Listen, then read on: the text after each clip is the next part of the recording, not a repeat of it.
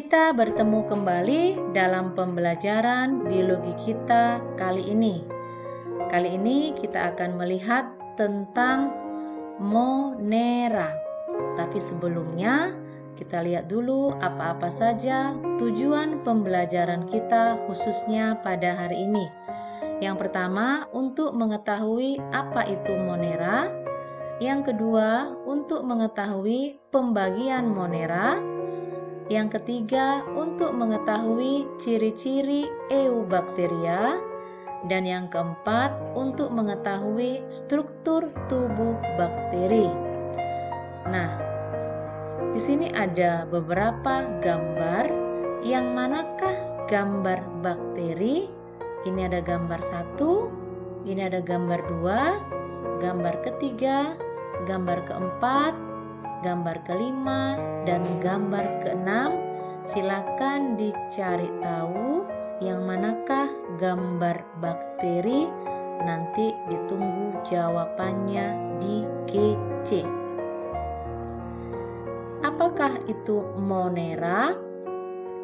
Monera adalah salah satu kingdom yang beranggotakan organisme uniseluler yang memiliki inti prokariotik.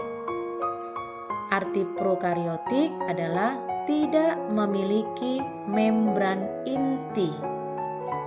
Selanjutnya, Monera dikelompokkan menjadi 3 bagian atau 3 kelompok, yaitu Eubacteria, yang kedua Archaebacteria, dan yang ketiga Cyanobacteria. Kita akan lihat yang pertama, Eubacteria, atau yang dikenal dengan istilah lainnya bakteri. Bakteri berasal dari kata bakterion yang artinya batang kecil. Ciri-ciri umum dari bakteri adalah 1. Prokariotik. Ini artinya tidak memiliki membran inti.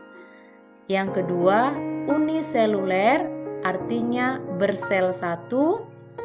Yang ketiga, dinding sel tersusun dari peptidoglikan. Yang keempat, berukuran sampai 5 mikron, ini lebih besar dari virus dan bisa dilihat dengan mikroskop cahaya. Yang kelima, tidak memiliki kloroplas sehingga bakteri tidak mampu membuat makanan sendiri. Yang keenam, hidup soliter dan berkoloni. Arti soliter adalah sendiri dan arti koloni adalah kelompok. Yang ketujuh, berkembang biak secara aseksual, itu dengan cara membelah diri, dan secara seksual dengan cara paraseksual. Bakteri dapat hidup di berbagai tempat. Selanjutnya, bagaimana dengan struktur tubuh bakteri?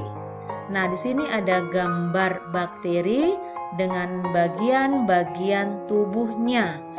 Kita lihat dari paling luar, itu adalah kapsul atau lapisan lendir.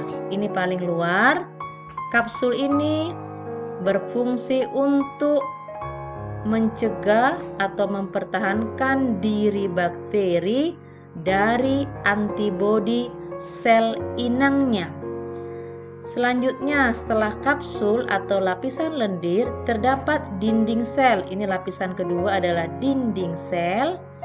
Dinding sel ini berfungsi memberi bentuk pada tubuh bakteri sekaligus melindungi bakteri. Yang ketiga, membran sel. Membran sel adalah lapisan ketiga atau kedua setelah dinding sel, berfungsi sebagai tempat keluar masuknya zat ke dalam tubuh bakteri. Nah, kita lihat di bagian membran sel muncul atau keluarlah flagel. Ini adalah flagel. Flagel ini seperti bulu cambuk dan berfungsi untuk bergerak. Selanjutnya ada bagian pilus atau pili Ini lengkapnya adalah piliseks. Ini digunakan bakteri saat melakukan konjugasi atau melakukan reproduksi seksual. Nah, kita lihat bagian dalam. Di bagian dalam ada kromosom atau DNA. DNA ini tidak dilindungi atau tidak ditutupi oleh membran inti, maka dikatakan kromosomnya telanjang atau tadi kita istilahkan prokariotik, berfungsi membawa materi genetik. Nah, selain itu ada plasmid. Plasmid ini adalah semacam gen tapi dia di luar kromosom. Ini berisi gen-gen tertentu. Selanjutnya ada ribosom. Ribosom ini adalah bagian dari tubuh bakteri yang berfungsi sebagai tempat sintesa protein. Selanjutnya ada inklusi. Inklusi ini tempat menyimpan sisa metabolisme. Demikianlah bagian-bagian struktur tubuh bakteri. Semoga makin dapat dipahami, dan demikian materi yang bisa Ibu sampaikan untuk hari ini. Sekian dan terima kasih.